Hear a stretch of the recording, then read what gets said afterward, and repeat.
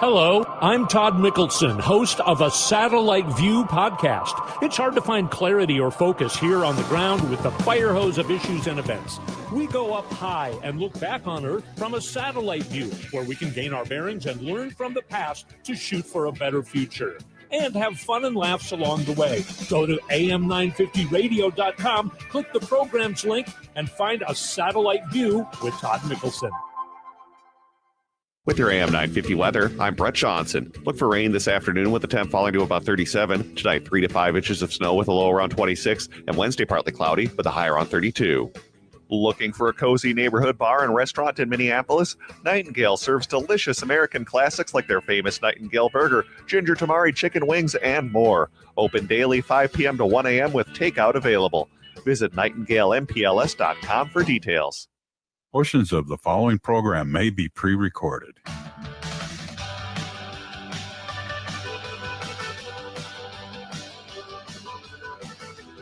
Broadcasting live from the studios of AM 950 KTNF, the progressive voice of Minnesota, and streaming live right now on our YouTube channel, youtube.com/@thegailyshow. This is The Gaily Show. I'm your host, John Parker. Joining me in studio, our executive producer, Jim Pounds. The price of eggs are up 39% since January 1st. Thank you, Jim. And in the control room today, Patrick, how's it going? Doing pretty well. Unfortunately, I don't eat eggs, so that doesn't affect me as much. But, you know, we were told day one, 50 cents a carton. Where are they? Yeah. Well, apparently there aren't any on the shelves. Yep. Right. So not only is the price going up, right. It is our call-in number 952-946-6205. 952-946-6205, or you can chat with us on our YouTube live stream. We have a winter storm coming into Minnesota tonight, which just feels, it was 50 degrees yesterday at 51. This is the time of year where I feel like I live in an abusive relationship with Minnesota. That's classic this is the winter tournament, or the spring tournaments always get snowstorms, it seems to me. I've only lived here since 1983, but this is I expect a lot of snow in March. Least favorite time of year. It's like, make up your mind. Okay, so what is on the show today? California has an interesting healthcare bill that they are advancing through their legislature. We're going to revisit the stage carnival that was the press conference last week with Ukraine. The Trump administration was bribing trans service members to leave the service. But first, which affects all of us, in addition to the egg prices, the tariff war is officially on. So after midnight, Trump imposed 25% tariffs, aka taxes, on Mexican and Canadian imports, though he limited energy to 10%, and then he doubled the tariff on Chinese products to 20%. Immediately, Beijing responded with a 15% tariff across the board on a wide variety of U.S. farm exports. All of this is according to AP News. And it's Canadian Prime Minister Justin Trudeau said that they would be having tariffs on U.S. goods, about $100 billion worth of tariffs over the next 3 weeks. The Mexican president, Claudia Sheinbaum, says that Mexico will be responding by the end of the week. For those of us in Minnesota, the Ontario Premier, so Ontario Province in Canada, said that he is going to impose a 25% export tax. I want to be yes, 25% export tax on the electricity that the province sends to Minnesota, Michigan, and New York, which is expected to impact, this is according to Wall Street Journal, 1.5 million American homes. Ford said that he will completely shut down Ontario's energy exports if Trump moves forward with even more tariffs on April 2nd, which Trump has threatened. In addition, Ford is saying he is ready to withhold the nickel that the Ontario province sells to the United States. So we'll see that impact pretty quickly here. U.S. pump prices already predicted to go up first in New England. That is the part of the country that has the closest integration with the Canadian energy market and gasoline. They are saying, and this is Reuters reporting, that prices in New England could go up 20 to 40 cents in the very near, like now, future. Folks in the south, well, I guess Gulf of Mexico region will be affected by the Mexican tariffs on those imports. And folks in the Midwest could see 10 to 15% jump in oil, gasoline prices rather, over the next few weeks. I think what we're going to see, I mean, what I've been reading on a higher level, what kind of overall inflation is this going to cause? And the estimates I've seen are about 15%. So it's on top of wherever we are right now. If you think things are expensive, they're going to go up on average, some more, some less, but on average, 15%. That is the gift that 77.3 million of your fellow Americans gave you by voting for this nightmare. So thank somebody that voted for Trump. Okay, the next time you see them. No plan to help intervene and deal with the avian flu affecting chicken farms across the country. So egg prices. Also just disappearing off the shelves now because, there's that. Gas prices are going to go up and your electric bill is going to go up. How is this the party of the economy? How do we still believe that? Here's another fun thing. Trade groups are now saying that tariffs will bring up car prices by 25% if these tariffs continue. That you can't, they're saying, well, we can't just suddenly pack up and leave Mexico and Canada and China to come back to the United States. Weirdly, but of course we live in a bizarre world. Not only do the Teamsters as a union love Trump, but the United Auto Workers love what's happening. And they say it's going to be even better in April when he takes further tariff actions. In Reuters, the union through a representative said that we are glad to see an American president take aggressive action on ending the free trade disaster that has dropped like a bomb on the working class. Well, okay. So this was the way to go about doing it?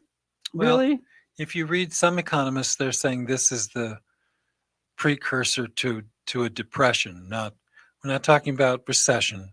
We're talking about the big D, and that's going to be deadly for millions and millions of people. And that's the game that's being played by people that don't know what they're doing, either in office or the people who did the voting don't know what they're doing, and the result is going to be very, very bad for all of us. Very bad indeed. Well, it grates that there are progressives that are very critical of NAFTA.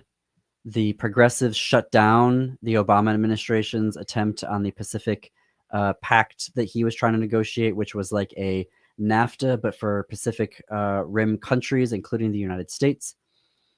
And so there is a desire to deal with the disaster that was free trade with progressives within the Democratic Party, but they have been shut out.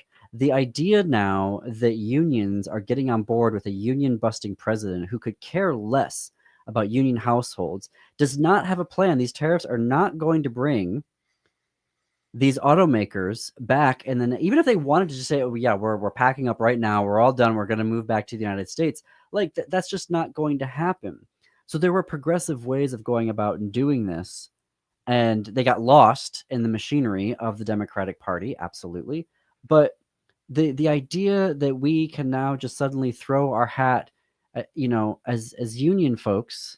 I'm not currently a union member because I own an LLC, and I don't have staff. But when I was working in higher education, I was part of a union, and I was a steward for my union, and I was on the negotiating committees for my union. And the idea that suddenly we can be all gangbusters for a union-busting president. Well, I mean, blows my mind. I don't. Wouldn't it be interesting to know how unions actually voted? I don't know. I don't care what the management says. I could care less. But the rank and file, I think in many cases did vote for the person that will destroy their jobs. Certainly a lot of these people that are losing jobs in government are union members. So unions are going to this is going to be a calamity for organized labor. And that means a calamity for middle class America, because the two things go hand in hand. So yes, I don't understand Americans' constant capacity for destroying themselves, but we've got it. We've got that disease, whatever it is. Well, for union households right now, and all of our households, if gasoline prices go up, electricity prices go up, food prices go up. Where was it here? I was just seeing that toy companies were saying that with the Chinese tariffs, the cost of toys is going to go up. Mm-hmm. So if you're a family, you've got kids, you're living paycheck to paycheck, your union wages are the only thing preventing you, or at least one person in the household being a member of a union, is the only thing preventing you from going into a financial catastrophe. Yep. All of your prices are going up now. Yep. And this is not the way forward to dealing with free trade. Well, but hopefully a lot of people are going to get angry about this. You and I have talked about this. We hope that every single person that was stupid enough to vote for this person, or for any Republican, to be honest with you, that they regret that deeply. And if you don't regret it today on the 4th of March, you will regret it by the 31st of March tremendously. So to sacrifice your own family for some other philosophical nonsense that you apparently don't even understand is pretty ignorant, I'm going to have to say.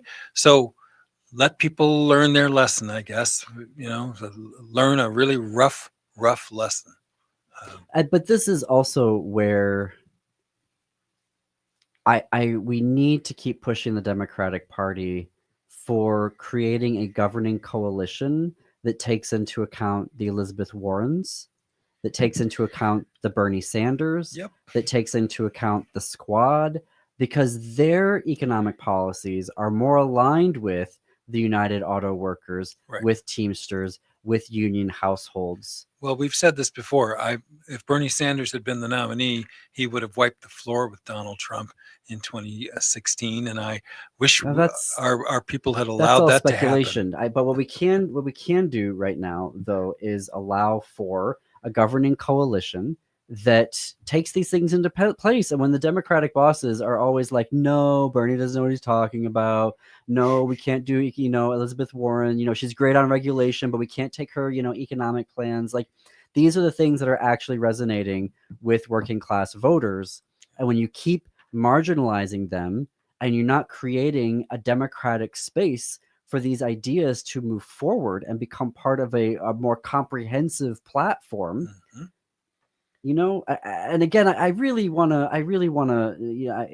that being said, there are a lot of folks that are blaming the Democrats for all of this, saying, well, if you would have came up with ideas that would have sold, then people would have voted for you. No, we have a completely screwed up media environment where people are just completely able to believe lies and think that, that's the truth. Well, even if we did have these policies, we have to find a way of piercing through this media nightmare so that people actually understand what the truth is. Well, wait until poor white rural America loses their Medicaid. Well, we're going to take a short break here. More to come on the Gaily Show.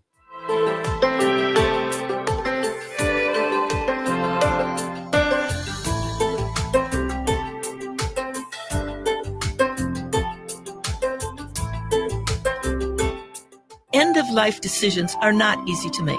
Hi, I'm Mary T. of Mary T. Hospice Care. It's important to make sure that this difficult time is meaningful and comforting to you and your loved ones. Our hospice team provides an individualized program of physical, emotional, spiritual, and practical care so your loved one is comfortable and not in pain. At Mary T. Hospice, we understand that choosing the right hospice care provider can be overwhelming, but we're here to assist you. Learn more today at marytinc.com. Hi, this is Ken Hagland, host of Living Healthy and Aging Well, heard each Saturday from noon to 1 on AM 950, where we talk about ways to improve and enjoy your highest quality of life. Joining me this Saturday is James Falvey, Executive Director of Friends & Company, where socially isolated older adults get connected with caring, vetted volunteers. Their purpose is to create meaningful connections that enrich people's lives and provide a sense of belonging. That's this Saturday, March 8th, from noon to 1 on Living Healthy and Aging Well. This is Chad, owner of AM 950 for Snap Construction again. Does your home feel colder than it should with the furnace constantly running? Or do certain rooms always feel colder than the rest of the house? Those are signs the attic in your home may need an insulation upgrade. Snap Construction can help by providing a free energy audit for your home's insulation. The average cost of getting new insulation can cost much less than a new furnace. Plus, Snap Construction is a BPI certified installer. That means if you use Snap for your next insulation project, you qualify for up to $650 in total rebates from your energy provider. After my free inspection, my insulation upgrade was completed within a few weeks and the rebate check was in the mail. Snap to it and reduce your heating bill this winter with Snap Construction. Call 612-333-SNAP. That's 612-333-SNAP for your free energy audit when you mention AM 950. Snap Construction, arguably the most well-reviewed exterior contractor and insulation company in the metro. Spring and summer is the right time to install your fireplace. Find your perfect fireplace and have it installed and ready before the cold weather hits again. If you already have a wood fireplace, consider a fireplace insert or check out the entire selection at Woodland Stoves and Fireplaces on East Franklin and Riverside in Minneapolis. It will transform your inefficient fireplace into a reliable, environmentally smart heating system. This is Peter Solak, owner of Woodland Stoves and Fireplaces. Have you ever watched your dog or cat curl up in front of a fire? It's primordial, the way it touches both the animal and the human. We know that fire reaches deep into the heart and soul. Let us show you how. We have over 35 working units on display here in Minneapolis. We are located at the east end of Riverside Avenue at 2901 East Franklin. From I-94, take the Riverside Avenue exit. Find us also online at woodlandstoves.com. Let us help you make a fireplace part of your life. Woodland Stoves and Fireplaces, out of the ordinary products and services since 1977.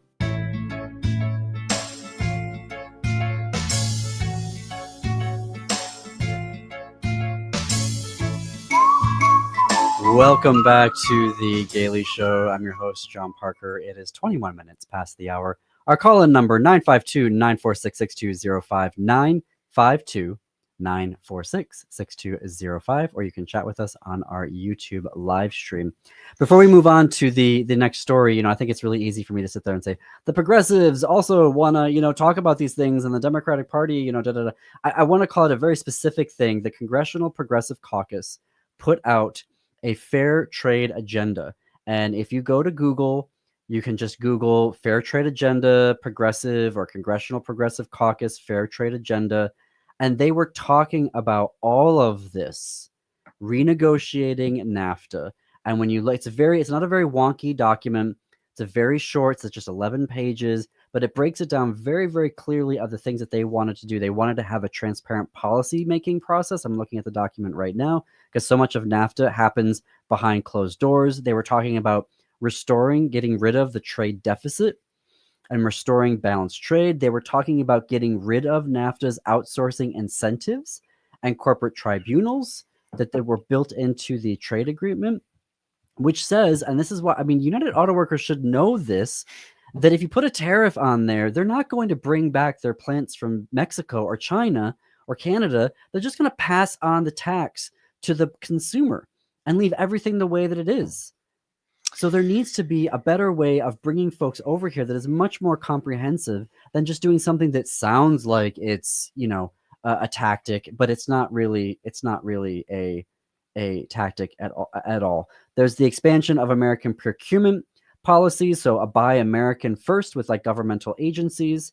There's a variety of things in here. It goes on for 11 pages. So many very specific things that can be done here. So the progressives, this is the progressive voice of Minnesota, the progressives, the Congressional Progressive Caucus had ideas put forward, ready to go, that were not as fully implemented as they needed to be in the Biden administration or the Obama administrations, and definitely not under the Clinton administrations. But again, we were saying before the break, even with all of this, even if the Democratic Party had all of these things, getting through the media wall is so difficult right now. I mean, social media is owned by fascists, and they're basically coming out and saying so in not so many words. Some very clearly, you're Elon Musk's, and others that are like, yeah, we're totally, we're good with this wink, wink, nudge, nudge. We're not going to say fascist or do, a Heil Hitler salute like Musk.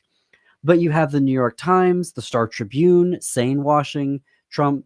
You have, they've now the Washington Post and the LA Times are like, we're not going to print. Wait, is the LA Times or Washington Post that said we're not going to print anti-Trump op-eds or editorials? You have to have both sides of the issue here.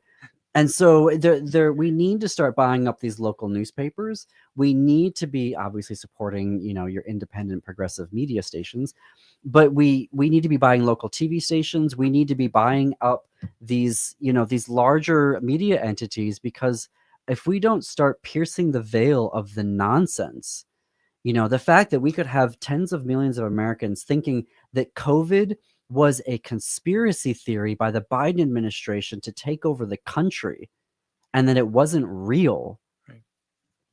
How are they supposed to know that the Democrats actually had a progressive economic agenda that would have actually brought manufacturing back to the United States? How are they supposed to know that? I think we're going to have to dumb down our message quite a bit to meet Americans where they are. So that's going to be... there can be that, but there's the distribution question. But Tom Steyer should buy a television station. I've said that publicly many times. Yes. Bloomberg Media should become maybe way more lefty. Yep. Soros. Yep. Well, speaking of the Democratic Party, I guess we're happy with the filibuster. Yay! The Democrats in the Senate used the filibuster to defeat the Protection of Women and Girls Sports Act. The bill would have banned transgender female athletes from girls' and women's sports. The bill failed on a party line vote, 51-45. And as I had to be explained, because I was like, wait, 51-45, that's a majority. It's the filibuster. So they didn't get to 60 votes, which means that they couldn't get the bill moving it forward. It would have amended Title IX to prohibit schools from allowing trans female athletes to participate in athletic programs or activities designated for women or girls, quote unquote. First of all, I just want to say that, Mr. Tommy Tuberville, who's claiming on all of the media outlets that interview him that, we have all of these trans athletes participating in sports. No, unfortunately, we don't have barely any trans participation in school sports. So this idea that you're solving a problem right now is complete, utter hogwash. So it's important for folks when you're sitting there and like, well, I don't know, how many are there? We're telling you right now, verifiable fact. The number is ridiculously minuscule small. There are some states that don't have any documented trans athletes in K through college sports at all. Meaning that nobody has come out and said that, right? So there's no actual documented cases. There very well could be, and they just haven't, come out yet. But it's just absolutely bonkers that we're dealing with this. And speaking of the New York Times Ipsos poll that came out earlier this year, where they're like, only 4% of Americans care about LGBTQ issues. So why does the Democratic Party keep talking about LGBTQ issues? They need to move on because they're not the party of America anymore. And it's like, oh wait, New York Times, who is spending more of their presidency in the first 2 months dealing with the queers than any other president in the history of this country? Oh, it wasn't a Democrat. It wasn't Biden. It wasn't Obama. It wasn't Clinton. There's exactly one president who has spent 2 months passing every piece of legislation and executive order he can to deal with the queer community. Yep. He is obsessed with queers. Donald Trump is. Obsessed. Yep.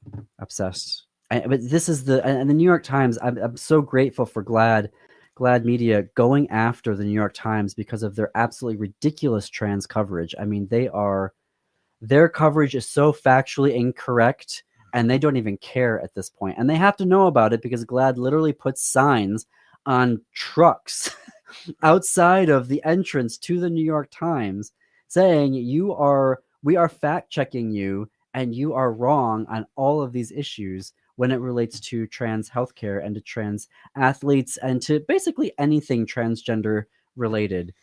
The formerly great New York Times. it's sad. It's bonkers. It's bonkers to me. That's the word I can use on air.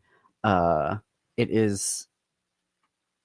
It also frustrates me when I see folks who are on the left talking about, we need to be pro LGBTQ and we need to be pro Palestine and we need to be pro, and stopping genocides, across the country. And I'm like, okay, well, if you believe that, the New York Times, not pro LGBTQ, they're anti-Palestine, and they don't even report on genocides happening across the country. Not across the country, across the world. As an Armenian, the country that my grandfather was born in doesn't exist anymore because of Azerbaijan. Right. And New York Times, they didn't report a word about what was going on during that in 2020. Yeah. So anyway, wow, this is a ranty day today. Support local businesses. They keep the Gaily Show and Progressive Radio on the air. More to come. Stay tuned to the Gaily Show. Hello, Minnesota. This is Tom Hartman, and you can catch me every weekday from 11 to 2 right here on AM 950, the progressive voice of Minnesota. It's smart radio for smart people. Hi, it's Penny from Nightingale in Minneapolis. Since 2012, we've been your go-to dining spot near 26th and Lyndale in South Minneapolis. Indulge in classics like our scallops, steak tartare, Nightingale burger, and the irresistible chocolate pot de creme. Chef Carrie keeps it fresh with seasonal dishes. We have craft cocktails and curated wines for anyone's taste. And Mondays mean half-price wine bottles. Open daily 5 p.m. to 1 a.m. with the full menu until midnight. Join us at Nightingale where good times and great flavors come together. If you go to shoprainbowrd.com, you will find an amazing variety of adult novelties, literally thousands of items that you can peruse in the privacy of your home and have shipped to your door. Plus, in the store, you can find swimwear, casual wear, underwear, everywhere. Rainbow Road is located at 109 West Grand Street near Loring Park. Gift cards are available for the hard to shop for. Go to shoprainbowrd.com. It's time to experience the amazing flavors of eatlocalminnesota.com. It's your key to unlocking the best local and independently owned restaurants in the Twin Cities. Nightingale off 26th and Lyndale is where good times and great flavors unite. Chef Carrie keeps it fresh with seasonal dishes, or savor classics like the Nightingale burger, steak tartare, and irresistible chocolate pot de creme. Explore tasty vegetarian, vegan, and gluten-free options, and enjoy craft cocktails, curated wines, and half-price wine bottles every Monday. Open daily 5 p.m. to 1 a.m. More at nightingalempls.com. Maverick's Real Roast Beef in Roseville sets the bar when it comes to roast beef sandwiches. But let's not forget their other mouthwatering offerings, from Philly steak to turkey bacon avocado, BLT, crispy chicken, fish, brisket, and pulled pork. The menu is a flavor-packed delight. Don't miss out on their delicious variety. Explore the full menu at mavericksbeef.com. Your taste buds will thank you. This is AM 950, the progressive voice of Minnesota. Join me this week on Ghostbox Radio with Greg Bakken. Monday, we'll be talking about faith-based religions' lack of belief in the paranormal with Father Bob Bailey. Tuesday, we'll be talking about Mardi Gras and spirits with renowned psychic medium Bloody Mary. Wednesday, one-question readings with psychic medium Refined Divine. Scott Porter, Thursday, talking about his TV show, Secrets of the Asylum. Plus, as always, Casual Friday. Join us all this week on Ghostbox Radio with Greg Bakken, Monday through Friday at 10 p.m., and you can catch past episodes on ghostboxradio.com. With your AM 950 weather, I'm Brett Johnson. Look for rain this afternoon with the temp falling to about 37. Tonight, 3 to 5 inches of snow with a low around 26. And Wednesday, partly cloudy with a high around 32. Looking for a cozy neighborhood bar and restaurant in Minneapolis? Nightingale serves delicious American classics like their famous Nightingale burger, ginger tamari chicken wings, and more. Open daily 5 p.m. to 1 a.m. with takeout available. Visit nightingalempls.com for details.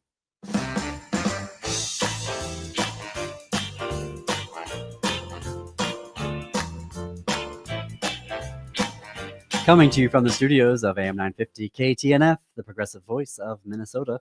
Hello to those watching on our YouTube channel, youtube.com/@thegailyshow. You are listening and or watching The Gaily Show. It is 33 minutes past the hour. I'm your host, John Parker. Executive producer Jim Pounds with me here in the studio. Our call-in number, 952-946-6205, 952-946-6205. The filibuster, where I was headed. before getting side railed there. I want to hear folks' thoughts about the filibuster, because this is exactly the argument that we're trying to figure out here with the filibuster in the U.S. Senate is, when we're in the minority, we all love the filibuster. And here we were able to stop, legislation that would have banned trans athletes in sports. And then when we're in the majority, we don't want the filibuster because we don't have 60 votes. And this is, how do we resolve this? I don't think, I've never really been a fan of the filibuster because it basically ensures that you can almost not get anything done in the Senate because you can't get 60 people to agree on anything. On particular pieces of legislation, there's certain things like judges and other things where there is no filibuster anymore. It is a vote. It's a simple majority vote. It seems arbitrary, doesn't it, in a world of the majority rules? It doesn't really make any sense. It never did make sense to me. I'm glad for it for yesterday, but technically it seems very anti-democratic, to be honest.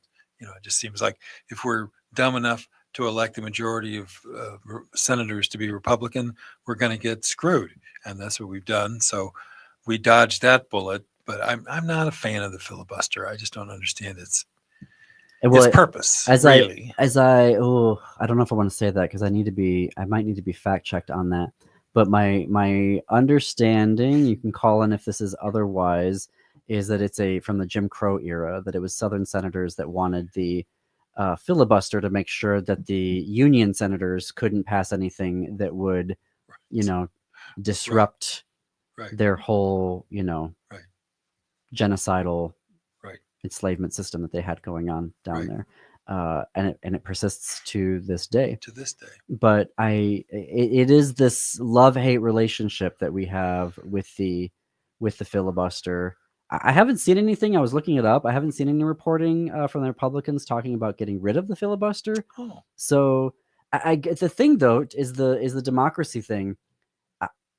How do we get back to 60 votes? Nobody has had 60 votes in the Senate since Obama did, when Arlen Specter flipped seats and he became the 60th vote in the Senate. So they had the veto-proof majority. But since then we haven't had 60. Neither party has had 60 votes. So the Senate is becoming places where certain bills go to die. If you want to get a Supreme Court justice, majority vote. Federal justices, cabinet people, majority vote. Yeah, it doesn't seem like budget stuff, I think, is also a majority vote, but pieces of legislation like this are still under the filibuster rules, and it's this conundrum that how do we? It's like the Electoral College. It doesn't have anything to do with democracy. It has everything to do with holding on to power. So we should, in my opinion, be rid of the filibuster and be rid of the Electoral College and let an actual democracy exist and not be. I'm scared because the majority of people apparently can't figure out how economics works. And so look at the mess we're going to face. But still, what we're doing is not a democracy. We're putting other barriers in the way of democracy to prevent an actual democracy from happening. And I think we should not do that, personally. It is. I'll be curious to see what happens here as things go along. Will there be any pressure on the Senate Republicans to get rid of the filibuster, particularly when it comes to his promises like this? This was a big, huge campaign promise, was trans participation in sports, K through college, and so it'll be will they be pressured to get rid of the filibuster so that they can pass this anti-LGBTQ, anti-people of color, anti-immigrant agenda? And I want to just say, in this situation of particular athletes participating in something to protect girls, that's something a school can decide about, I guess, if there really is some threat to, that's nothing the federal government needs to stick their nose into. Honestly, that's a singular, that school over there having that issue for whatever that is, and somebody needs to make a professional decision. That's what this is. And we're turning it into a clown car like everything else associated with the Republicans now, because they think they'll get donations out of it. I mean, I don't even think they care. I think they just want to get more donations. You know, it's so insincere. Hating the gays is a massive fundraising platform. They make so much money off of that. It's so twisted. Speaking of a clown show. Well, you know, I did want to say about the disgrace of the meeting with Zelensky in the Oval Office. You know, they take those photo sessions, and we've all seen these I have for decades. And, you know, the president sits there with the other head of state, and they kind of smile at each other, and they look around, and the photographers take photos. And that's what that is. It's just to say they had this meeting. Here's Zelensky. Here's Trump. They had this meeting. Okay. But this president, in his whatever personality disorder he has to turn it into something else by having to have all these supposed journalists standing behind him for a photo op. These supposed journalists, one of them is a commentator for a right-wing tiny website of zero consequence, dressed up like a reporter, who made the comment about the clothing that the head of state of another country had on, which is so frighteningly of no consequence that it debased him as a human being and a professional. It debased the president. It debased the United States. That's your question? That's your big gotcha question?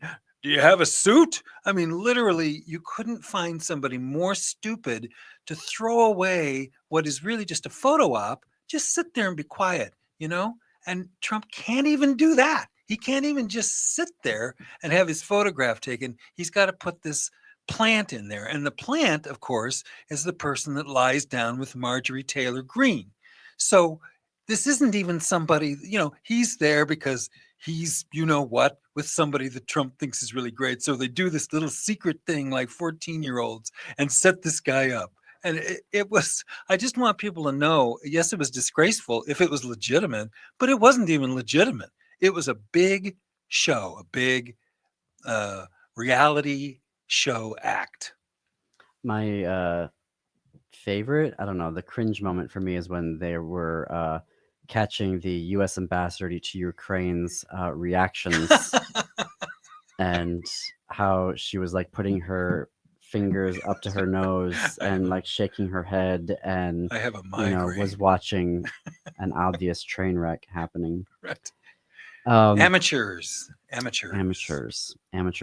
So I want to start getting into healthcare.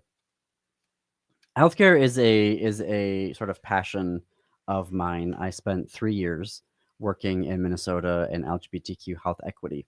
And what I did is I worked for an organization that collected a lot of data around LGBTQ health. And then I took that data and turned it into educational programming. And I worked with medical academic degree programs. I worked with big healthcare clinics. I worked with independent healthcare clinics. I was working, I had accredited programming with the Minnesota Social Work Board and with the Minnesota Medical Association Board. And so I did that for 3 years.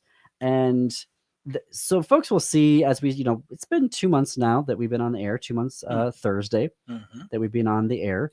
And how are we doing, by the way? Folks should call in and let us know how we're doing. Yeah. It's been 2 months now. What do you like? What do you not like? But healthcare will be something that we will be continuing coverage on. Already starting to line up guests who can come on to talk about that and finding reports to break down here. There's a piece of legislation and reporting in the San Francisco Bay Area Reporter in California that I thought was very interesting because they have a STI pandemic happening among youth. Uh-oh. Mm-hmm. Now, interestingly, the age of consent in California is 18 years old, but you have a problem with, high schoolers getting these STIs. And so there's a state senator, Caroline Menivar, who represents San Fernando Valley. identifies as a lesbian. And she's been putting forward bills that Governor Newsom keeps vetoing, claiming that it is the high price tag. But what was included in her bills is providing free condoms to 9th through 12th graders in California public schools.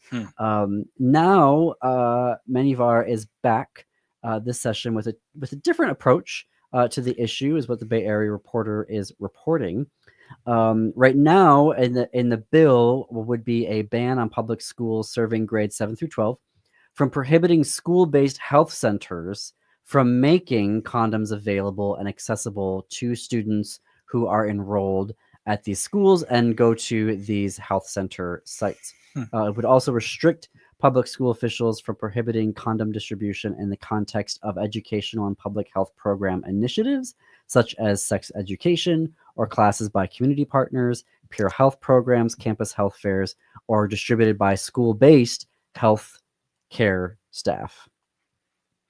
It would also grant authority to the California Department of Education for monitoring schools' compliance with the California Healthy Youth Act, which required that all comprehensive sexual health and HIV prevention instruction and materials, grades K through 12, be inclusive of LGBTQ students. And SB 608 would also prohibit pharmacies and retailers from requiring customers to present identification for condom or non-prescription contraception purchases. And I think that this was, so the Bay Area Reporter has this quote from Amy Moy, who is the co-CEO of Essential Access Health, an organization that is co-sponsoring the legislation. And Amy Moy said, "We have made significant progress in reducing barriers to sexual and reproductive health care in California, but too many young people, especially LGBTQIA+ youth and youth of color, continue to experience health inequities and face barriers to evidence-based prevention strategies like accessing condoms. This law is a youth-informed policy solution for addressing the STI epidemic among California youth and ensuring they have the tools they need to protect their health and futures." And I think that this is so.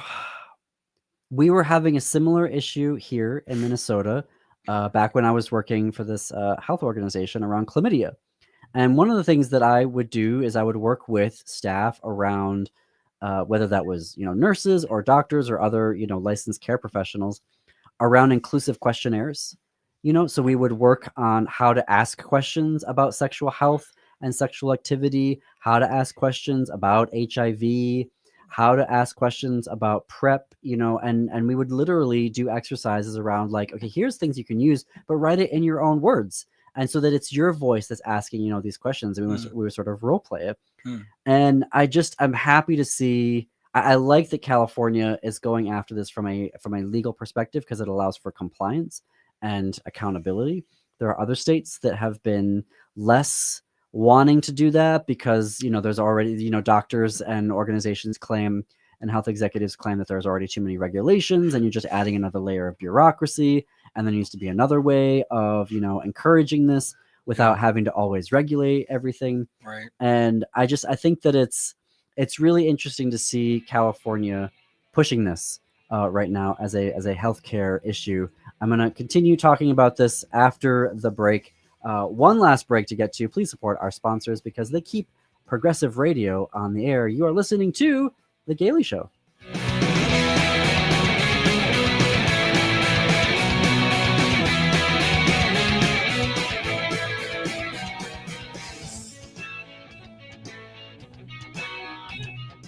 Hi, this is Laura. Listen to Food Freedom Radio every Saturday at 8 a.m. or anytime via podcast. Our individual health is connected to the health of each other and connected to the health of the earth. We know the problems with the dominant food system: climate change, deadening soils, nitrates in the water, factory farming, injustice, concentration of wealth. How do we both as individuals and as a community step up and support a living food system which honors the earth? Tune to Food Freedom Radio every Saturday at 8 a.m. and remember to support your independent farmers. Hi, I'm Corey Wisco, president of the Welshire. The The Wilshire is a community that provides memory care to its residents. And we have a location in Bloomington and also another one that we just opened in Medina, Minnesota. But the big question is that why do people come to Wilshire? Many of the people coming to Wilshire are coming from other memory care communities where they maybe haven't received bathing. They've had problems taking medication or inconsistency with staffing.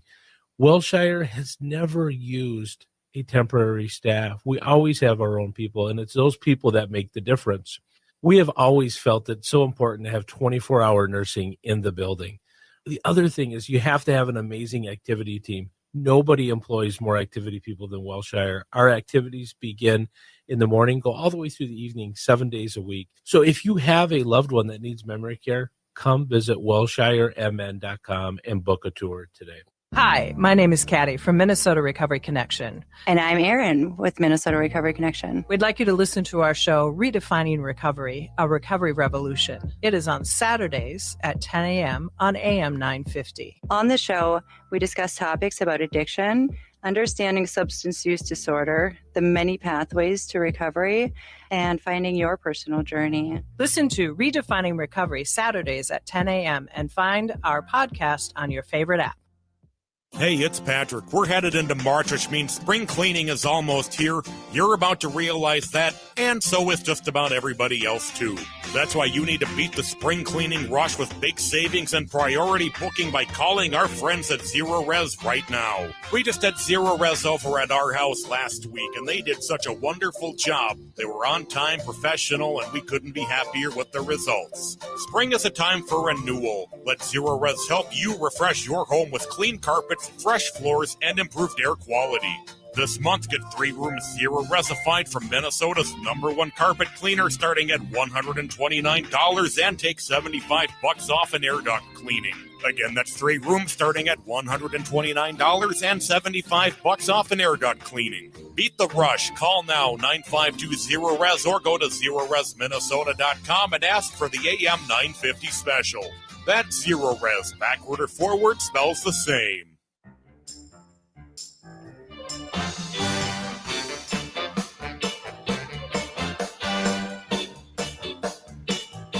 Welcome back to the Gaily Show. I'm your host, John Parker.